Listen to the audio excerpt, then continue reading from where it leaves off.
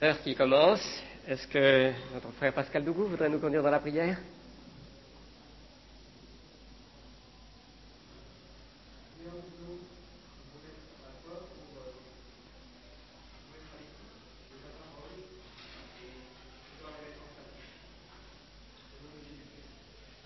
Amen.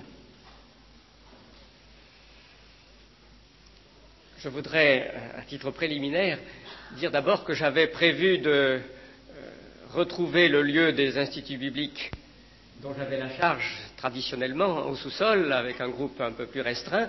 Je pensais que nous pourrions reprendre selon ce régime, mais c'est M. Jean-Charles qui a souhaité, lui, rester au sous-sol avec un groupe réuni autour de lui, continuant sur son sujet.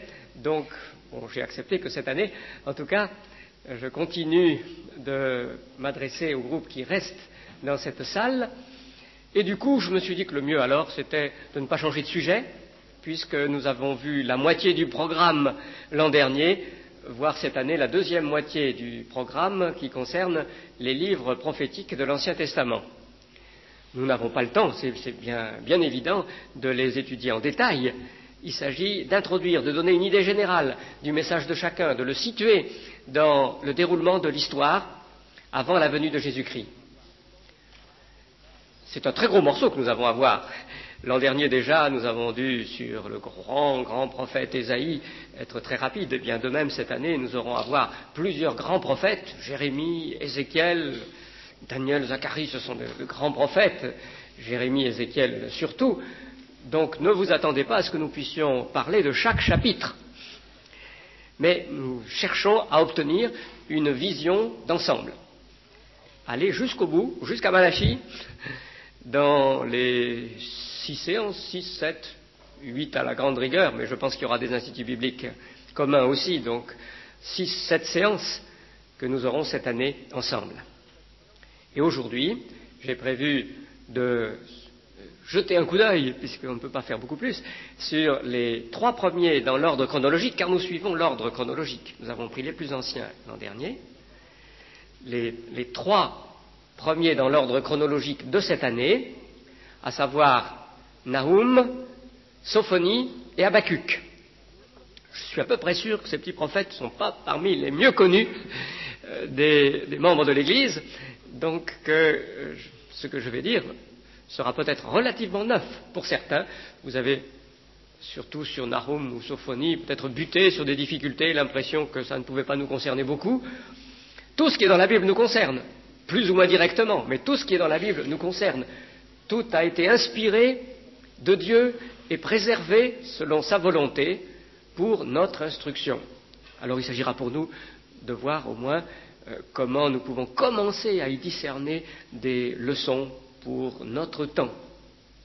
Mais je rappelle brièvement le schéma chronologique de tout l'Ancien Testament et en particulier de la période pendant laquelle il y a eu des prophètes, où il y a eu des prophètes qui ont laissé des livres sous leur nom, ceux que nous étudions pendant ces 2 années dans ce cours.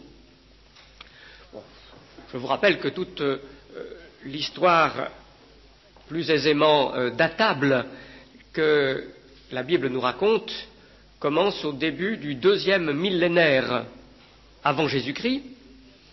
Avant, bien sûr, il y a toute l'histoire de Noé, il y a les patriarches antédiluviens, etc. Mais là, nous avons du mal à trouver des repères chronologiques très précis, très sûrs. En gros, moins 2000, moins 1800, avec l'appel d'Abraham, l'histoire biblique s'ébranle. Alors, il y a d'abord toute la période des patriarches, il y a le temps de captivité en Égypte. Ça commence très bien avec Joseph et la grande délivrance que par Joseph, Dieu accorde à la famille qu'il avait choisie, qui est en train de devenir un peuple en se multipliant. Et puis, les choses se dégradent, cela devient une captivité pénible, et c'est l'exode, c'est-à-dire sortie. Le mot exode veut dire sortie. C'est la sortie d'Égypte que Dieu permet à main forte et à bras étendus, c'est-à-dire en déployant sa puissance. Il fait de grands signes, et sous la conduite de Moïse, le peuple sort d'Égypte. Alors la plupart des spécialistes pensent que c'est au XIIIe siècle, avant Jésus-Christ, un peu avant 1200. mais d'autres plaident encore pour une date antérieure au XVe siècle, 1400 et quelques, avant Jésus-Christ. Puis c'est les 40 ans au désert, la traversée du Jourdain, la conquête de la terre promise, ça prend du temps, c'est le temps des juges, et en gros, vers l'an 1000, commence la royauté. Saül, je donne des dates très grosso modo pour que vous ayez une idée à peu près claire. 1000, Saül. Saül qui représente, je crois, de manière très significative dans le plan de Dieu un premier échec. Dieu le donne au peuple, il est bien choisi. C'est un homme fort et assez humble au départ, semble-t-il, et puis il commence à déraper et la dynastie qu'il aurait pu fonder avorte en quelque sorte avec son propre règne. Donc Saül, c'est un premier roi, mais lui succède l'homme qui fonde une autre famille, David, qui lui fonde la grande dynastie des rois de Jérusalem qui vont se succéder pendant plusieurs siècles. Les uns fidèles, les autres moins fidèles ou carrément idolâtres, rebelles à l'égard de l'Éternel et qui attireront par leur péché le jugement sur tout le pays. Alors à la mort de Salomon, fils de David et le plus glorieux de tous ces rois, vous savez que le royaume se divise, que 10 tribus au nord, finalement, constituent un royaume séparé qu'on appellera le royaume d'Israël, et reste avec les fils de David, autour de Jérusalem, seulement Juda et Benjamin. Parce que Benjamin, c'est toute petite tribu, juste en quelque sorte levée dans le creux de Juda, vers le nord. Donc Juda-Benjamin constituent le royaume de Juda, comme on l'appellera, et puis 10 tribus au nord constituent le royaume d'Israël, qui, quelque temps après, aura pour capitale Samarie. Samarie dans la tribu principale, qui était celle d'Éphraïm. Deux nations, ou 2 royaumes pour une seule nation, pourrait-on dire. Ou 2 nations, mais avec les mêmes ancêtres, la même alliance de Dieu qui y a été établie. Alors les rois se succèdent, en Juda et en Jérusalem, et Dieu suscite des prophètes tout au long de cette histoire. Et à une époque, au IXe siècle, d'apostasie très commune, pas universelle, parce qu'il y a encore 7000 hommes qui n'ont pas fléchi le genou devant Baal, mais à une période donc d'apostasie généralisée, Dieu suscite par exemple Élie. Élie qui à certains égards fait figure de nouveau Moïse pour son temps. Dieu lui donne une révélation à la même montagne qu'il avait donnée à Moïse. Au chapitre 19 du premier livre des rois, cela nous est raconté comme pour établir un parallèle entre Élie et Moïse. Mais Élie n'a pas une nouvelle Torah, une nouvelle loi à donner, il rappelle simplement la Torah que Dieu a donnée par Moïse. C'est un prédicateur flamboyant, foudroyant, et donc il fait figure de prophète type dans le royaume d'Israël, parce qu'il était dans la région du Nord. Mais il ne laisse pas de livre. Il y a sans doute des prophètes de moindre gloire, de moindre éclat, constituant des petites communautés même, on dit les fils des prophètes, qui écrivent à ce moment-là l'histoire d'Élie, par exemple. Et cela va se retrouver dans nos livres historiques, les livres, même des juges déjà, de Samuel, des rois, sont appelés livres prophétiques par les Juifs. Ils appellent les premiers prophètes, parce que, même si ce n'est pas Élie lui-même qui a écrit, ce sont des disciples de ces prophètes, des apprentis prophètes qui ont, semble-t-il, rédigé ces ouvrages. Parfois peut-être avec quand même d'autres apports, des archivistes royaux par exemple, mais donc il y a des prophètes que Dieu suscite, et c'est seulement dans la dernière partie du 8e siècle, du 9e siècle, excusez-moi, donc un peu avant 800, que Dieu suscite des prédicateurs qui vont laisser une trace écrite eux-mêmes de leur ministère. Alors nous avons vu l'an dernier que les premiers semblent bien avoir été Abdias et Joël, avant 800, à une époque difficile. Je ne reviens pas sur ce que nous avons vu à leur propos. Et puis, après 800, alors, ces prophètes écrivains, d'abord ils prêchent, mais ensuite leurs oracles sont mis par écrit et sont conservés. Ces prophètes écrivains deviennent de plus en plus nombreux, importants. Alors nous les avons étudiés. Il y a Jonas, qui a un livre d'un type très spécial, mais je ne reviens pas à la discussion qu'on peut avoir à son propos. Puis il y a Amos, Osée, Michée, et puis alors le très grand Ésaïe, qui annonce l'avenir à court terme et à long terme de façon remarquable dans un livre énorme, le plus grand des livres de l'Ancien Testament. Alors ces prophètes prêchent pour rappeler la loi au peuple, pour dénoncer son péché. Michée dit qu'il est rempli de l'Esprit Saint pour dénoncer le forfait du peuple issu de Jacob. Ils ne se passent pas leur temps à prédire l'avenir. D'abord, ils ont ce message percutant qui dénonce le péché individuel et le péché social dans le pays, soit en Israël, soit en Juda.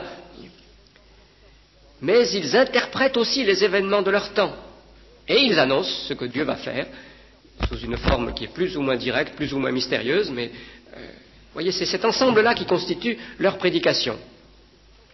Alors à l'époque, il y a bien des choses à interpréter pour le peuple. C'est une histoire de l'époque. C'est le royaume assyrien qui a son centre de gravité à peu près dans l'Irak actuel, qui domine à l'époque, à partir du IXe siècle déjà, cette région du monde, et qui fait peser sa poigne sur les petits peuples alentours dont Juda et Israël font partie. Alors, dans la première partie du 8e siècle, donc après 800, la Syrie a des difficultés internes. D'ailleurs, l'envoi de Jonas à Ninive, capitale de la Syrie, le montre bien.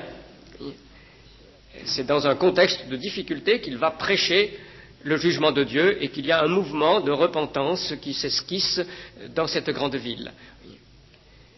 À cause des difficultés internes des Assyriens, les peuples alentours peuvent souffler un peu. Et il y a des règnes prospères en Israël et en Juda. Mais cette prospérité elle-même, qui permet le luxe, aggrave les maux sociaux, l'injustice, des classes de possédants qui oppriment les pauvres dans le pays. Et alors des jugements sont annoncés, de plus en plus sévères, un jugement d'exil. Et effectivement, ça c'est une date très importante dans cette histoire, nous l'avons vu l'an dernier, en 722 avant Jésus-Christ, les Assyriens, après avoir fait diverses incursions, etc., dévastent complètement le territoire d'Israël et mettent fin au royaume qui y était établi. Donc à partir de 722, il n'y a plus deux royaumes, celui d'Israël au nord, celui de Juda au sud, dans le territoire anciennement de Canaan.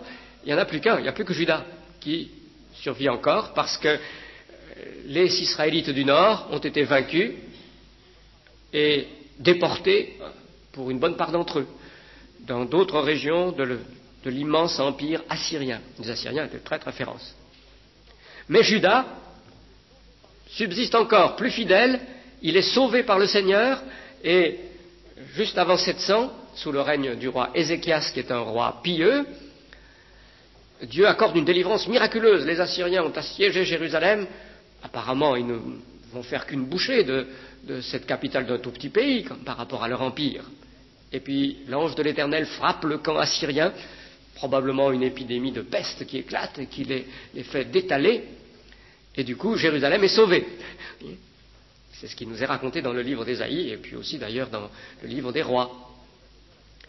Alors après, qu'est-ce qui se passe? Là, nous atteignons la période qui concerne notre cours de cette année. Après 700, donc 700 c'est le point culminant du ministère d'Ésaïe avec lequel nous avons terminé l'an dernier. Après 700, qu'est-ce qui se passe? Eh bien, c'est un siècle qui n'est pas brillant qui commence. Ézéchias achève son règne, son fils Manassé lui succède, et lui, il n'a pas de véritable désir de suivre l'Éternel, de respecter sa loi. Il flatte les Assyriens, il se soumet à eux, il introduit leurs idoles. Il a un long règne, mais un règne où la religion en Juda est pervertie. Donc c'est un temps très, très, très sombre. Et pendant ce temps-là, les Assyriens font peser leur joug sur toute cette région très, très durement, toute la première partie après 700 de ce 7e siècle, donc avant Jésus-Christ. Comme nous sommes avant, les dates diminuent, vous avez bien compris cela, c'est avant Jésus-Christ. Et ça va se terminer très très mal. Finalement, les Assyriens sont remplacés, ils finissent par s'affaiblir, alors il y a un petit répit, et là un roi fidèle peut profiter de ce répit, c'est une bénédiction que le Seigneur donne à son peuple, c'est le roi Josias, nous allons en reparler, mais c'est un répit de courte durée parce que les Babyloniens remplacent les Assyriens comme puissance dominante de la région, et eux, ils vont accomplir les jugements que Dieu a annoncés par ses prophètes, et en 587, donc peu après 600, en 587, nous avons la chute de Jérusalem, la ruine du temple et la fin de la royauté de Juda aussi. Le sort qu'avait connu Samarie, le royaume du Nord en 722, maintenant c'est le royaume de Juda avec Jérusalem, avec le temple de Dieu, dont beaucoup de Juifs pensaient que c'était un talisman. Tant qu'il y avait le temple de Dieu, il ne pouvait rien leur arriver. Maintenant c'est Jérusalem et le temple qui sont détruits complètement, la population déportée, c'est la dévastation, c'est l'exil. Et là vous avez la période de l'exil, exil en Babylonie, puisque ce sont les Babyloniens qui règnent à ce moment-là, qui constituent comme un terrible entracte dans l'histoire de ce peuple de Juda, Israël, à partir de la fin du royaume d'Israël. Bon, le mot Israël peut s'appliquer de nouveau à Juda aussi. Il y a un seul ensemble, Israël-Juda, mais un ensemble bien appauvri, bien meurtri. Alors, après l'exil, il y aura la restauration. Une restauration à une échelle modeste d'abord, longue, difficile, mais il y aura une restauration, comme les prophètes l'ont promis. Un autre royaume remplace l'empire babylonien et permet cette restauration, c'est l'empire médo-perse. Tout ça, c'est très lié à la grande politique internationale, ce que nous lisons chez ces prophètes. Le temple est reconstruit, mais il n'y aura pas de roi, de royauté rétablie. Les fils de David ne pourront pas régner vraiment à Jérusalem. Ils seront sous l'autorité de l'empire médo-perse.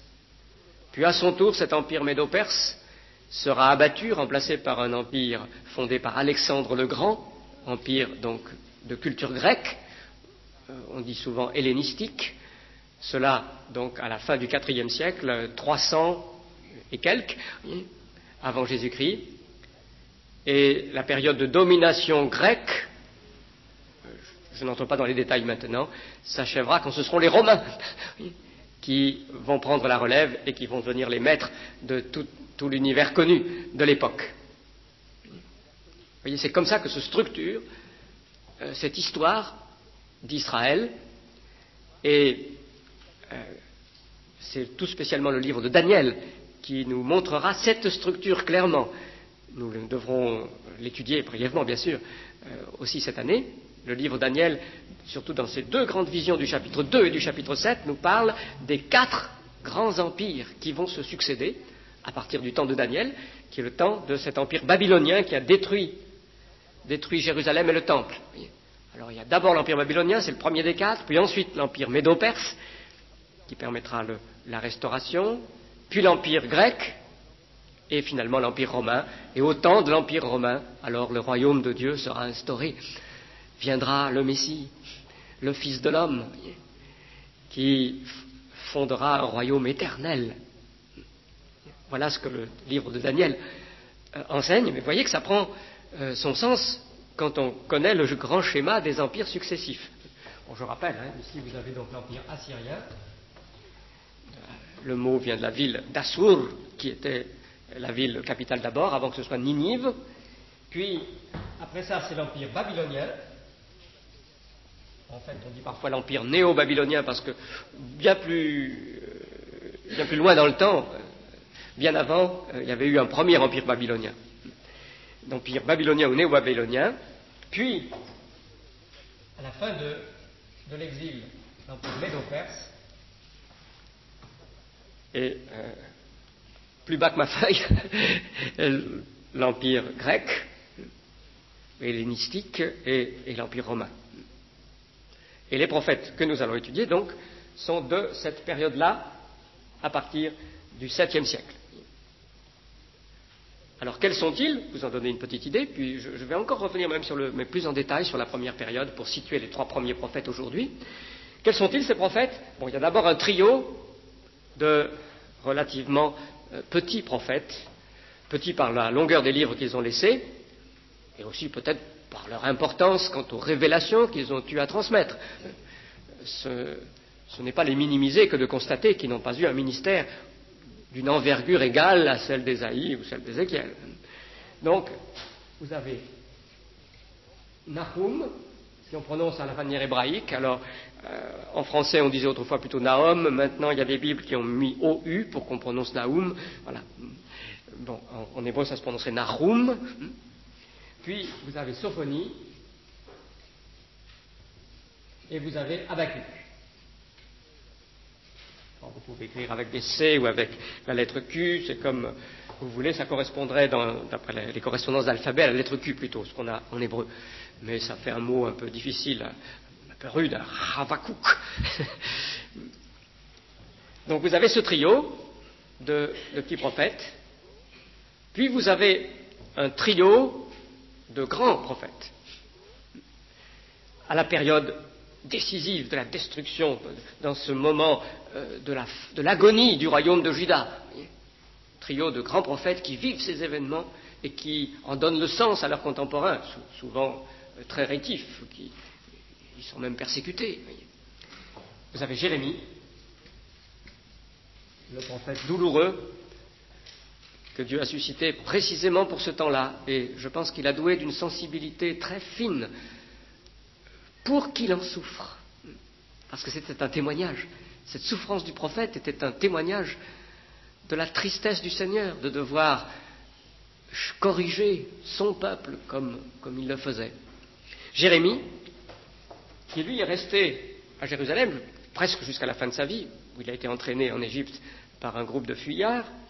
Jérémie, qui a vécu toute cette période-là à peu près. Ézéchiel,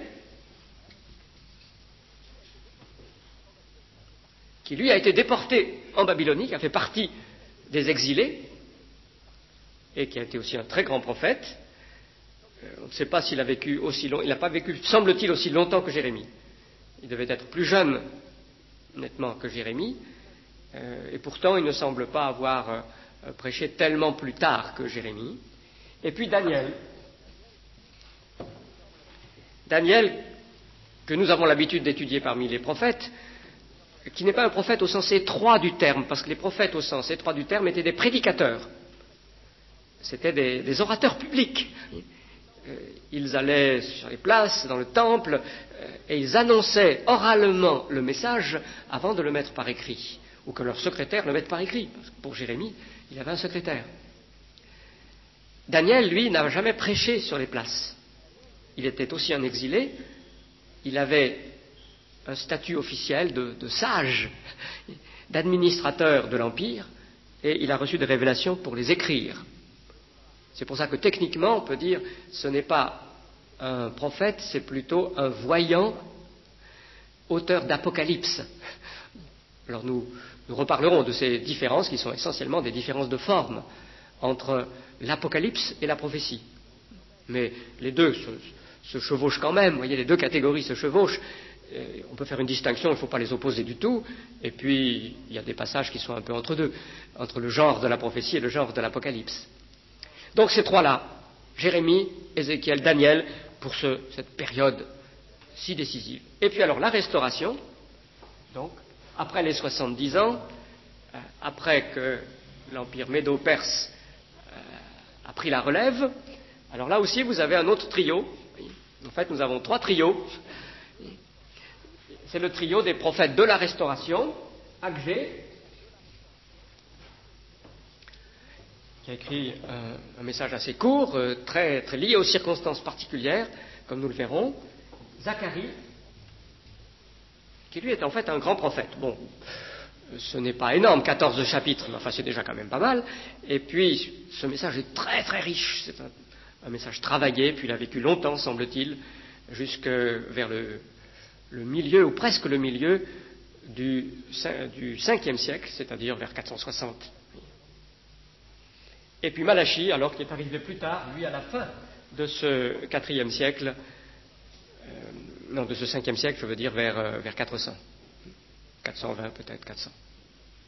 Et c'est le dernier, parce que ça aussi c'est très, très significatif. Hein. On peut déchiffrer les intentions divines dans l'organisation de l'histoire que Dieu a voulu. Dieu a voulu qu'entre la série des prophètes et le Nouveau Testament, il y ait une coupure nette. Il y a eu 4 siècles, pourrait-on dire, de silence prophétique. Et même les Juifs l'ont remarqué. Hein. Dans les livres de Flavius Joseph, ce docteur pharisien du 1er siècle et historien du judaïsme, il est dit qu'il y a eu arrêt de la lignée prophétique. Le cortège des prophètes s'est arrêté, et il y a 2 ou 3 autres témoignages dans le judaïsme. On s'est rendu compte de cela. Bon, il y a eu des messages prophétiques ici ou là, mais pas un prophète reconnu de la série canonique, porteur de la révélation de Dieu pour donner la fondation de la foi. Non, ça, il n'y en a plus eu. Dieu a voulu qu'il y ait une telle coupure, et je crois que c'était pour bien montrer que la nouvelle alliance était une nouvelle alliance. C'est pour bien montrer qu'il ne faut pas confondre l'Ancien et le Nouveau Testament. Dieu a mis cette coupure de 4 siècles dans l'histoire pour que la distinction soit claire. Et c'est pourquoi, lorsque Jean-Baptiste a surgi, de nouveau un prophète. Un prophète comme Élie, comme la série de l'Ancien Testament. C'était le signe que Dieu allait maintenant accomplir toutes ces prophéties qui étaient restées comme en suspens pendant 4 siècles. Alors, ce schéma donné, je vais encore revenir sur le détail de ce qui s'est passé au 7e siècle. Donc après l'an 700, les dates en 600 et quelque chose, pour que vous saisissiez ensuite mieux comment je vais pouvoir situer les 3 prophètes, Nahum, Sophonie et Habakkuk. Ça ira très vite, mais parce que je compte laisser quand même au moins 5 minutes de questions. Mais je crois qu'il faut placer sous vos yeux ce cadre. Alors, en fait, je ferais mieux d'avoir le tableau comme ça, mais ce ne serait pas commode. Alors, j'espère que vous verrez, même si ce n'est pas très, très grand. Voilà, vous avez donc la Méditerranée ici. Hein. Voilà, l'Égypte est ici. Vous avez le fleuve, la mer Rouge, le golfe d'Aqaba, la mer Morte. Vous avez Juda, Jérusalem, ici. Et puis, je ne sais pas si je respecte tout à fait les proportions, le golfe Persique, c'est par là. Alors la puissance dominante au début du 7e siècle, quand Ézéchias termine son règne, Ézéchias qui avait été miraculeusement délivré par Dieu de l'attaque assyrienne, et puis quand Manassé, son fils, monte sur le trône et pratique une politique de soumission aux Assyriens, c'est donc l'Assyrie qui se situe dans cette région du monde, donc au nord-est. Là il y a le grand désert d'Arabie, hein. Personne ne peut y subsister sauf dans quelques oasis. Donc ce sont les Assyriens qui dominent tout, qui dominent la région de la Syrie qui est ici, et qui domine donc le territoire de toute cette région du monde. Babylone se situe à l'est, voilà, Babylone est par ici, mais elle est sous le joug assyrien. Babylone, la grande cité prestigieuse, etc., qui essaye toujours de se révolter d'ailleurs contre les Assyriens.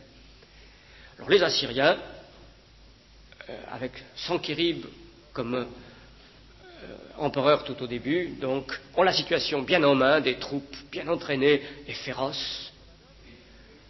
En 689, se produit un événement assez important qu'il faut mentionner, qu'en fait, Ésaïe a prédit, même si tous les commentateurs n'ont pas vu qu'il l'avait prédit. Les Babyloniens essaient pour la énième fois de se révolter.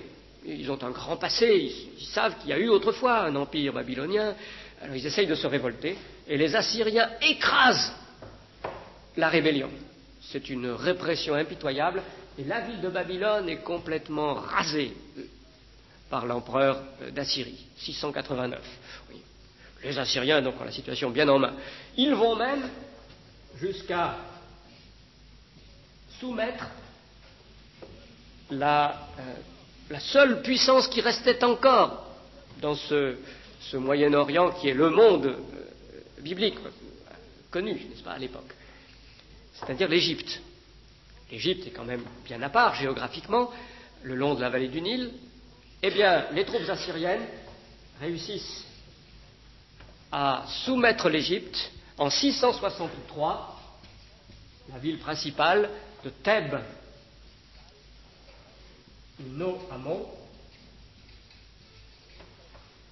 Ce sont les deux noms. Thèbes, c'est le nom que les Grecs lui donnaient.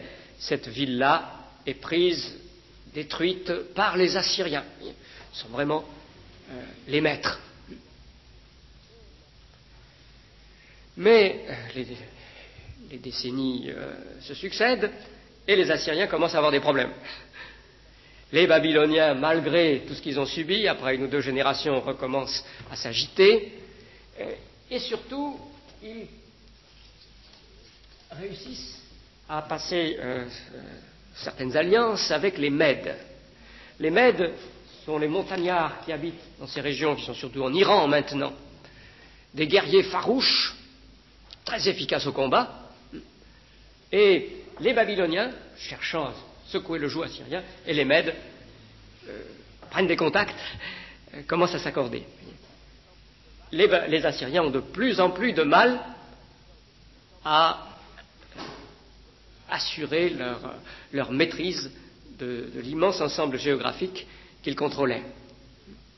À partir de la moitié du 7e siècle, surtout de 640, les Assyriens ont trop d'ennuis chez eux pour vraiment réprimer toutes les tentatives d'échapper à leur influence qui se passent sur le pourtour. Bon, déjà les Égyptiens, mais rapidement après la destruction de 663, ont réussi à se relever, parce que les Assyriens, c'était quand même loin, une fois leurs armées reparties.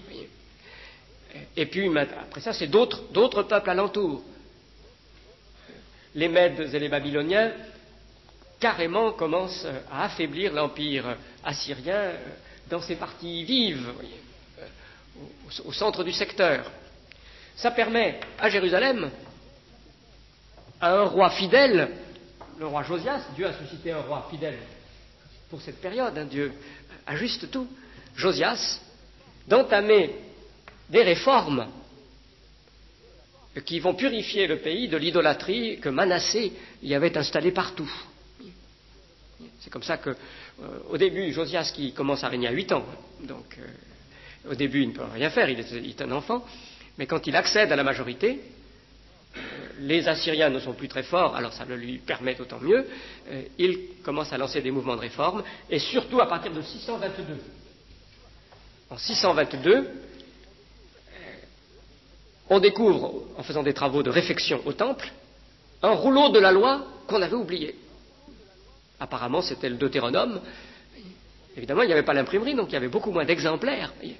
Et alors, quand on apporte ça au roi, il est tout saisi, il se rend compte qu'on n'a pas été du tout dans la ligne prescrite par Dieu, et il lance un grand mouvement de réforme dans le pays. Malheureusement, ça restera quand même très superficiel. Ça part d'en haut du roi. Il a autour de lui des gens qui l'aident, en particulier le scribe Shaphan, qui est un haut fonctionnaire, mais dans le peuple, on restera attaché aux idoles. Le goût des idoles ne sera pas si facilement déraciné. Alors cette histoire continue. Les Babyloniens et les Mèdes finissent par être plus forts que les Assyriens. Et en 612, ils détruisent Ninive, et en quelques années, c'en est fini de l'empire assyrien. Les Babyloniens, aidés par les Mèdes, et puis même il y a des hordes de Scythes de la région de la mer Noire qui déferlent de temps en temps, qui profitent de la situation. Donc, à partir de 612, l'empire assyrien a vécu. Il y a encore quelques combats pendant quelques années, et un empire néo-babylonien s'établit sur cette région. En 605, le pharaon, qui s'appelle Nécho, il se dit, aïe aïe aïe, nous avons souffert des Assyriens qui étaient un peu trop forts, il ne faudrait pas que les Babyloniens deviennent aussi forts qu'eux et nous fassent subir le même sort. Alors il essaie de rencontrer en bataille l'empereur de Babylone, mais il est vaincu. Il est vaincu dans une ville qui s'appelle Carchemish, sur l'Euphrate, les grands fleuves sur le Tigre et l'Euphrate, dans cette grande plaine de la Mésopotamie, et il est obligé de refluer en désordre avec les restes de son armée en Égypte. La maîtrise du Moyen-Orient appartient maintenant à cet empire babylonien, donc Babylone, si vous voulez ici, la ville, Juda ne pouvant pas faire exception. Alors le détail pour Juda, nous allons le revoir encore, mais je vous en donne juste une petite idée, et puis je parle des 3 prophètes qui restent. Le détail pour Juda, je l'explique. Josias, roi fidèle qui a fait la réforme, il sait, parce que les prophètes l'ont dit, surtout Jérémie. Jérémie l'a dit très très clairement, que Dieu a décidé de donner la victoire aux Babyloniens pour toute cette période de l'histoire. Alors il se croit malin. Quand le pharaon, une première fois, parce que c'est une première fois en 609 qu'il avait essayé d'affaiblir les Babyloniens, de se porter à leur rencontre et de leur livrer bataille, c'est en 605 la deuxième fois que ça a été vraiment tout à fait décisif. Mais lorsque donc Josias voit que le pharaon va aller combattre les Babyloniens, il se croit malin en disant « Je sais, puisque Dieu l'a révélé, que c'est les Babyloniens qui seront les plus forts. Donc je me mets du côté des Babyloniens, j'attaque les Égyptiens. » Et alors, au moment où l'armée du pharaon se dirige vers le lieu où sont les Babyloniens, donc dans cette région, à Megiddo, Josias essaye de barrer la route au pharaon. Il se dit comme ça, les Babyloniens m'en sauront gré. Ils verront que j'ai voulu gêner leurs adversaires, donc je vais en profiter. Oui, seulement c'était fou, parce que les Égyptiens étaient bien plus forts que la petite armée de Juda, quand même. Et Josias est vaincu à Megiddo. Il est tué à Megiddo. Alors le fils qui lui succède, d'abord, à Jérusalem, c'est un fils qui est dans la même ligne que lui. Seulement, le pharaon revient, après s'être battu de manière non décisive avec le Babylonien, il revient, il passe par Jérusalem, il emmène ce fils comme captif en Égypte, puisque c'est un anti-égyptien, il est dans la ligne de son père Josias. Et puis il met à sa place un autre fils qui est pro-égyptien, lui, et qui prend le nom de Joachim. Donc, à partir de ce moment-là, ça se passe très vite, tous ces événements que je viens de raconter, c'est un roi pro-égyptien, anti-Jérémie, qui est à Jérusalem, et qui donc ne respecte pas les prophètes de l'Éternel, injuste, corrompu. Et alors, il est inévitable que les Babyloniens traitent le royaume de Juda en royaume plutôt hostile. Alors, le roi de Babylone, Nebuchadnezzar, après Carchemish, c'est lui qui prend le pouvoir, qui succède à son père à la tête de Babylone. soumet d'abord Joachim. Il lui impose de payer un lourd tribut. Il emmène quelques otages, parmi lesquels Daniel, des meilleures familles de Jérusalem, 605. Après Carchemish, il a les mains libres. Joachim se soumet, mais à contre-cœur, parce qu'il est pro-égyptien de cœur. Et puis, peu après, dès que les Babyloniens sont repartis, ou n'ont laissé que de tout petites garnisons, alors ils refusent de payer le tribut. Ils se tournent vers l'Égypte, les Égyptiens bien sûr essaient d'y encourager, ils disent mais si on t'aidera, vas-y, surtout ne cède pas aux Babyloniens. Et alors les armées babyloniennes vont revenir pour mater cette rébellion. Elles le feront une première fois en 597, prendront la ville, déporteront une bonne partie de la population, lourd tribut, mais installeront encore un autre fils de Josias, en se disant quand même, bon, c'était Joachim qui était imbuvable, mais voyons si un autre fils sera plus raisonnable. Et puis cet autre fils, qui est un faible, qui s'appelle Sédécias, on lui donne le nom de Sédécias lorsqu'il monte sur le trône, c'est le roi de Babylone qui lui donne ce nom même. Sitôt que les Babyloniens sont partis, est incapable de résister à l'influence de son entourage, qui est manipulé par l'Égypte. Et Sédécias, hésitant, parce qu'il fait venir Jérémie, il écoute, il sait bien que Jérémie a raison, mais il n'a pas l'énergie, le courage de résister à la clique qui l'entoure, pro-égyptienne, et du coup, lui aussi se révolte contre les Babyloniens, alors qui reviennent en 587, comme je l'ai dit, et alors là, bon, c'est vraiment la fin. Sédécias verra ses fils égorgés devant lui, aura les yeux crevés, le châtiment qu'on lui administre. Là, la royauté, c'est fini. C'est la ruine du temple. Donc, nous reverrons ces événements un peu plus en détail, mais maintenant, cette chose étant donc dressée devant vous, je situe le message des trois prophètes. Et puis, j'essaie, dans les quelques minutes qui resteront, de répondre à des questions précises que vous pourriez avoir. Nahum, premier prophète, où se situe-t-il? Il se situe sans doute vers 660, 650 peut-être. L'introduction de la Bible du Sommeur est remarquable. Suivez-la, en tout cas moi je la contresigne. Bon, ce sont d'anciens étudiants à moi aussi qui l'ont rédigé, donc il n'est pas surprenant que je sois d'accord, mais enfin ils ont fait un bon travail, plus fouillé que je n'avais pu le faire, donc vous pouvez vous reporter à ce résumé dans la Bible du Sommeur. Nahum, c'est le prophète qui annonce à Ninive, la capitale de la Syrie, qu'elle va subir le sort qu'elle-même a administré à Thèbes. Le livre, c'est très clair, c'est un cri de justice, une annonce du rétablissement du droit.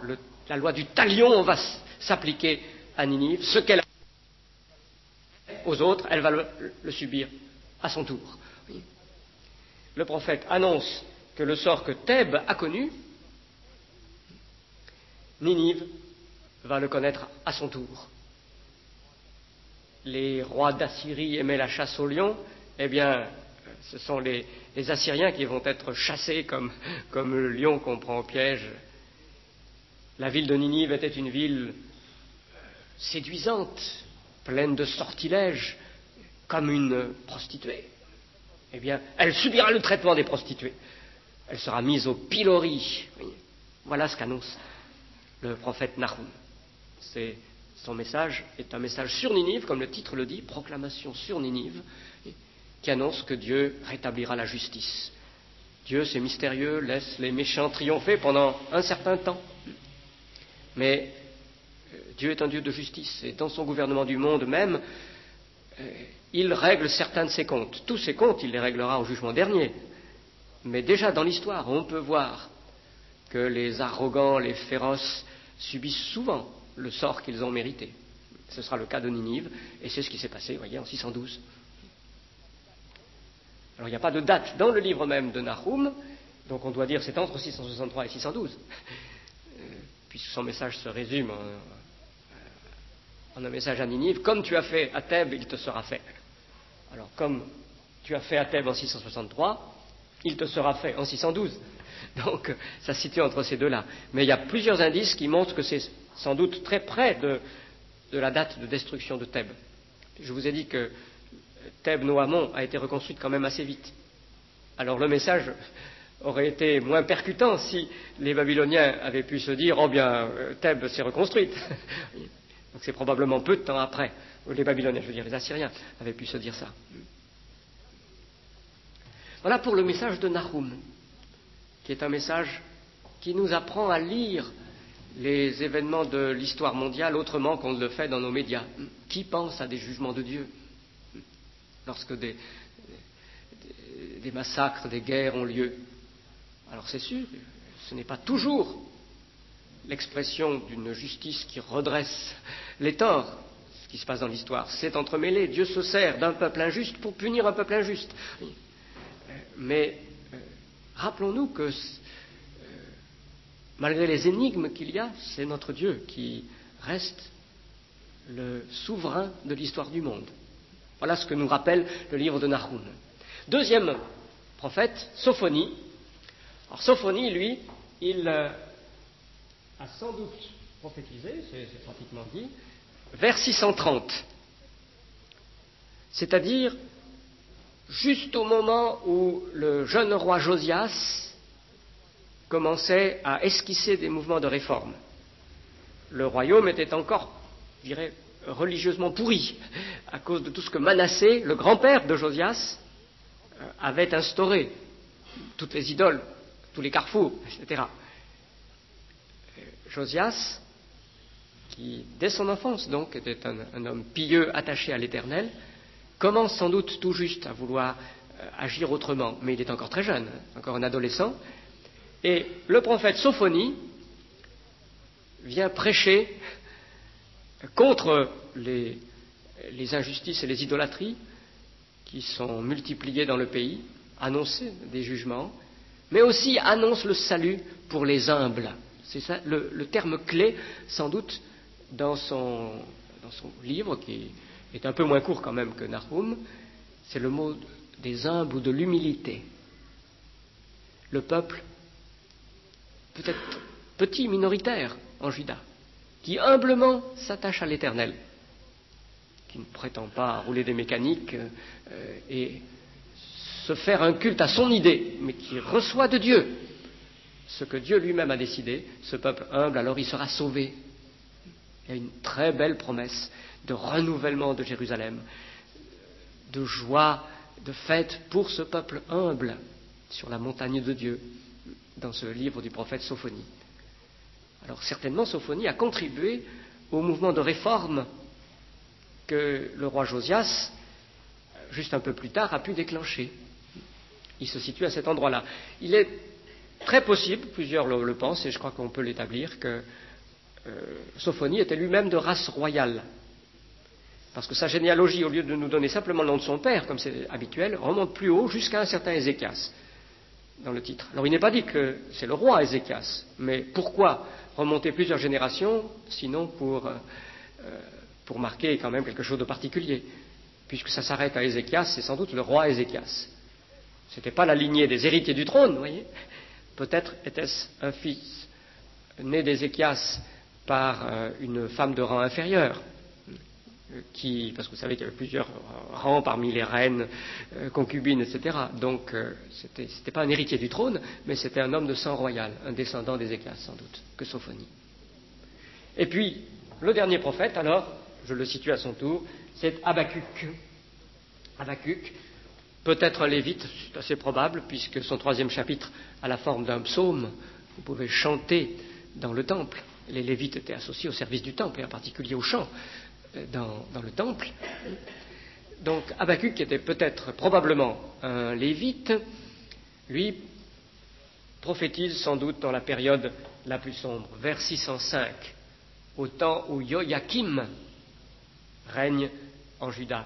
Donc, Joachim, c'est celui qui a été mis en place par le Pharaon, qui est très hostile à Jérémie, et Habakkuk, autre prophète de ce temps-là, donc nous donne le reflet de cette situation sous le règne de Joachim, vers 605, 604, 603 peut-être, on n'a pas la date exacte, c'est pas donné. Et son livre est bâti de la manière suivante, c'est très significatif, je vous dis cela et puis je laisse donc 5 minutes de questions. Il commence par dire sa plainte à Dieu, c'est d'abord un dialogue avec Dieu. Mais qu'est-ce que tu fais? Jusque à quand, Seigneur? Mais c'est horrible la situation dans le pays. La loi est bafouée, partout c'est de l'oppression, c'est le règne de Joachim. Qu'est-ce que tu fais? Et Dieu lui répond, première réponse de Dieu, bon, très bien, oui, je vais faire quelque chose d'extraordinaire, d'époustouflant. Ce sera terrible. Je vais envoyer les Babyloniens ou Chaldéens, c'est synonyme, hein, Chaldéens ou Babyloniens. Ils vont venir. Leur armée si efficace. Mais alors, Habakkuk réagit, donc, le dialogue continue, en disant, mais ils sont encore pires que Joachim, ce sont des païens, des idolâtres. Ils vont attribuer leur victoire à leur faux dieu païen. Mais qu'est-ce que tu fais? Est-ce que tu traites les humains, toi qui as les yeux trop purs pour voir le mal, est-ce que tu traites les humains comme si c'était du menu fretin? Nous dirions comme un enfant qui s'amuse avec des fourmis. Qu'est-ce qui se passe? Il pose avec angoisse le problème de ce mal que Dieu, dans son gouvernement de l'histoire, permet. Même si c'est pour punir Joachim, c'est quand même un mal atroce. Et alors, il dit, je me poste à mon poste de guet, parce qu'un prophète est comme une sentinelle, pour attendre ce que Dieu allait répondre à ma doléance. Ce qu'il allait dire en réponse à cette doléance que j'avais exprimée. Et là, Dieu lui répond, c'est le cœur du livre, que la vision, il faut comprendre la vision prophétique, la promesse que Dieu rétablira toute justice, qu'il établira son règne, que cette promesse, elle ne faillira pas, qu'elle est fixée pour son temps, qu'elle se tend en quelque sorte vers cet accomplissement. Mais qu'en attendant, il faut tenir le coup. Il faut tenir le coup. Le méchant, il se gonfle dans son orgueil, ou il fait défaillance, on peut traduire de ces deux façons, mais le juste vivra par la foi. Le juste, mon juste, vivra par la foi.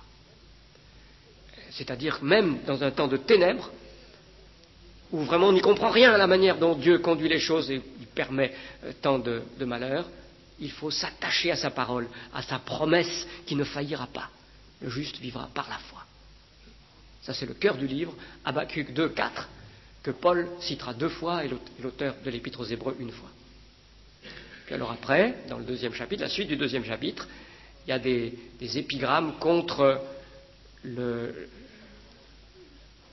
probablement l'Empire assyrien. Il n'est pas nommé comme tel, mais contre la grande puissance païenne qui asservit les autres peuples. Ça peut être l'Empire babylonien aussi. Ces empires seront châtiés par Dieu.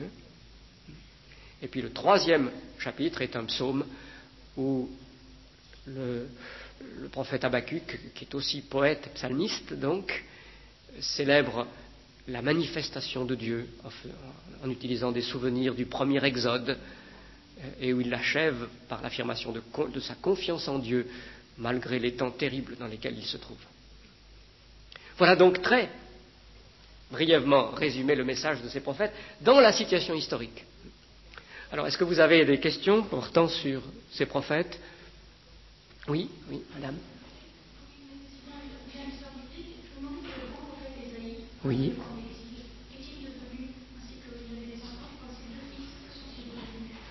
Alors, en ce qui concerne les fils d'Ésaïe, nous n'en savons rien. Ils sont nommés dans son livre, ils ont joué un rôle, je dirais, dans le ministère d'Ésaïe lui-même, parce qu'il leur a donné des noms symboliques pour rendre en quelque sorte plus frappants les oracles qu'il a prononcés. Il y a Shear Yashuv, dont le nom signifie « un reste reviendra ». Ça, c'était un grand message d'Ésaïe, « un reste reviendra », qui était un message à double tranchant en plus. Seulement un reste. La masse du peuple, qui est rebelle, incrédule, sera emportée par le jugement. Il n'y aura qu'un reste. Et Ésaïe avait pu dire, si l'Éternel nous avait laissé un reste, nous serions comme Sodome et Gomorrhe. Un reste seulement, mais un reste quand même. là où d'autres peuples sont complètement éliminés, Dieu a un avenir encore en réserve pour ce reste. Donc ça, c'était le nom d'un des fils, et l'autre, c'était Mahar-Shalal-Hashbaz, ce qui était l'annonce que le roi de Syrie allait être complètement vaincu par le roi d'Assyrie à ce moment-là. Et le roi d'Israël et le roi de Syrie étaient ensemble. Il faisait peur au roi auquel le prophète parlait, et le prophète lui dit, c'est pas eux qu'il faut craindre. Bientôt ils seront vaincus, ce sont comme des bouts de tison fumant qui ont presque fini de brûler, et leur butin va être apporté au roi d'Assyrie. Et il donne ce nom-là à son fils, au petit garçon qui naît à ce moment-là, de sa femme qu'il appelle la prophétesse d'ailleurs, et pour que l'oracle soit plus frappant aux yeux de tous ceux qui entendent. Alors que sont-ils devenus? Nous n'en savons rien. Quant à Ésaïe lui-même,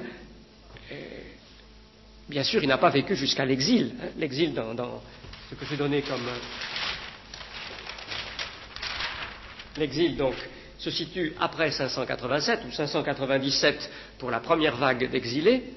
Or, Ésaïe, lui, a vécu jusqu'à un peu après 700. Donc, il y a un siècle, en gros, après la mort d'Ésaïe, qui s'écoule jusqu'au moment où l'exil a lieu. Donc lui n'a pas vécu l'exil. Comment est-il mort? Ce n'est pas raconté dans son livre. Il y a une tradition juive qui dit qu'il est mort scié dans un tronc d'arbre. Il a vécu jusqu'au début, d'après cette tradition, jusqu'au début du règne de Manassé, donc le fils d'Ézéchias. Ézéchias avait honoré Ésaïe, mais Manassé, qui était juste le contraire de son père, pourchassait le prophète.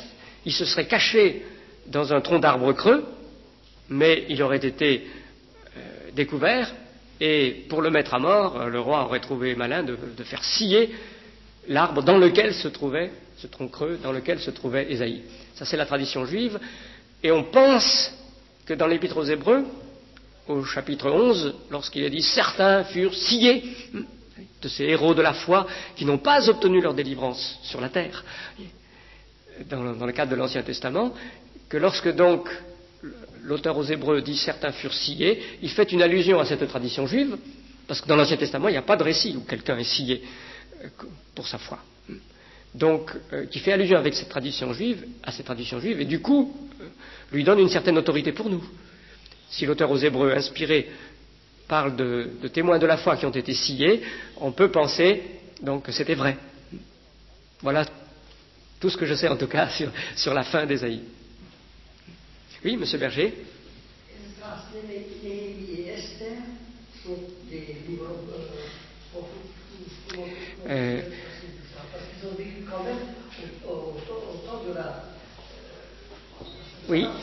Esdras, Néhémie, Esther se situent donc au 5e siècle après l'œuvre de restauration. Il se trouve à la fin de l'œuvre de restauration, après l'exil. Il se situe à la fin du ministère de Zacharie, qui a été long, et avant le ministère de Malachie sans doute, ou à peu près en même temps. Pour Malachie, on peut hésiter, vous voyez, de 20-30 ans. Donc c'est dans cette zone-là que se situe le ministère d'Esdras, Néhémie, et puis l'histoire d'Esther, qui est à la cour du roi de Perse, Médo-Perse, aussi dans ce siècle-là, première partie de ce siècle-là. Alors dans la Bible hébraïque, ils ne font pas partie des prophètes. Ils font partie de la 3e section qui s'appelle les Écrits, qui est une section qu'on pourrait dire un peu fourre-tout, c'est-à-dire qui contient des éléments très divers. Elle n'a pas, quant au genre, une grande homogénéité. Il y a les psaumes, il y a les ouvrages de sagesse, Proverbes, Ecclésiaste, etc. Et puis il y a aussi des écrits de type plus historique, mais tardifs, qui ont été rédigés plus tard. Et donc pas par des prophètes, mais plutôt par des archivistes. Il y a les livres des chroniques, et aussi Esdras, Néhémie, qui formaient sans doute un seul ensemble, et le livre d'Esther.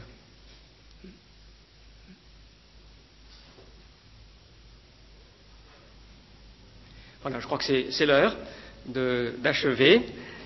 Donc la fois prochaine, Dieu voulant, j'essaierai d'aborder le livre de Jérémie. Pour Jérémie et Ézéchiel, je dis chaque fois 1 ou 2 séances. Il faudra que ce soit un grand survol.